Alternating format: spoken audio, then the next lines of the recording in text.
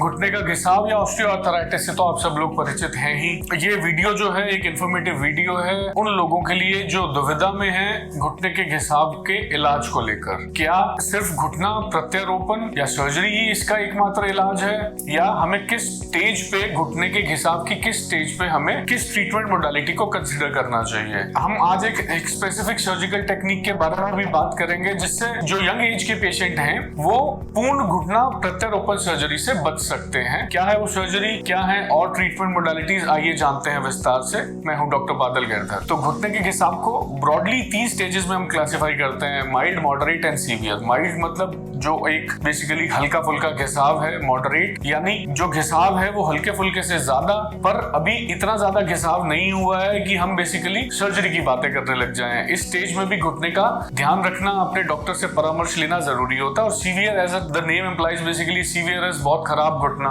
अब जो प्रॉब्लम है वो प्रॉब्लम है यंग एज के पेशेंट्स में। एक घुटने की एक नॉर्मल एज को हम देखें जो कि प्रत्यारोपण के बाद में घुटना जो इम्प्लांट किया जाता है उसकी एक नॉर्मल एज है 20 से 25 साल। अगर कोई अच्छी कंपनी का हम घुटना यूज करते हैं तो 20 से 25 साल वो घुटना लास्ट करता है। बट अगर मान लीजिए 40, 42, 45 साल की उम्र में कोई व्यक्ति, महिला या पुरुष अगर घुटने के घिसाव से ग्रसित है और उसे सलाह दी गई है कि आपका घुटना बेसिकली अब बहुत खराब हो गया है, that means severe osteoarthritis, the only option is surgery. तो क्या घुटना प्रत्यारोपण ही एकमात्र विकल्प है? अभी हमने बात की कि 20 से 25 साल एक घुटना लास्ट करेगा, तो अगर 43-44 साल की उम्र में हम घुटने का ऑपरेशन करते हैं तो there are very good chances कि आपको मिड 60s में फिर से सर्जरी की जरूरत पड़ेगी। हालांकि जो रिपीटेड सर्जरीज होती हैं वो पूर्ण रूप से सफल हैं, पर ऐसी कुछ सर्जरी है हमारे पास, एक ऐसे विकल्प हैं जिसके बारे में हम सोच सकते हैं the younger age, and that is the reason why I made this video. इसी चीज को एक्सप्लेन करने के लिए ये वीडियो केंद्रित है। हम बात करेंगे कि ऐसी सर्जिकल टेक्निक जिससे घुटना प्रत्यारोपण को डिले किया जा सकता है। प्रीरेक्विजिट्स हैं, बहुत ज्यादा वजन नहीं होना चाहिए पेशेंट का। यंग एज का पेशेंट जो है वो इस सर्जरी के लिए ऑप्ट करे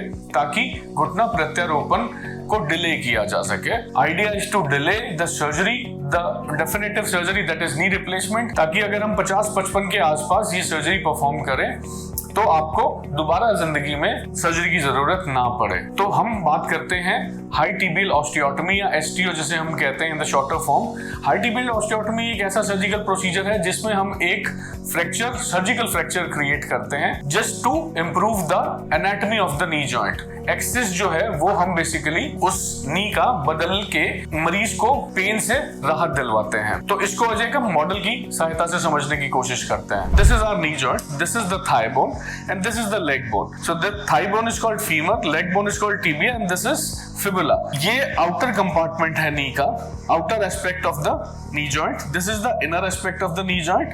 तो ये जो outer है that is called the lateral compartment and the inner one is called medial compartment. High tibial osteotomy is generally performed basically when only one compartment is involved, that is the medial compartment of the knee joint or isolated lateral compartment of the knee joint. अगर दोनों ही compartment involved है या जो तीसरा ये जो compartment है that basically is patellofemoral joint, अगर ये भी इन्वॉल्व है then knee replacement surgery is the procedure of choice. तो अगर आप ग्रसित हैं यूनिकम्पार्टमेंटल नी ऑस्टियोआर्थराइटिस, आइसोलेटेड जो कंपार्टमेंट इन्वॉल्वमेंट है at a very young age, अपने डॉक्टर से जरूर बात कीजिए high tibial osteotomy surgical procedure के बारे में और अपनी जिंदगी को खुशहाल बनाने में किसी अनुभवी डॉक्टर की मदद लीजिए। Thank you.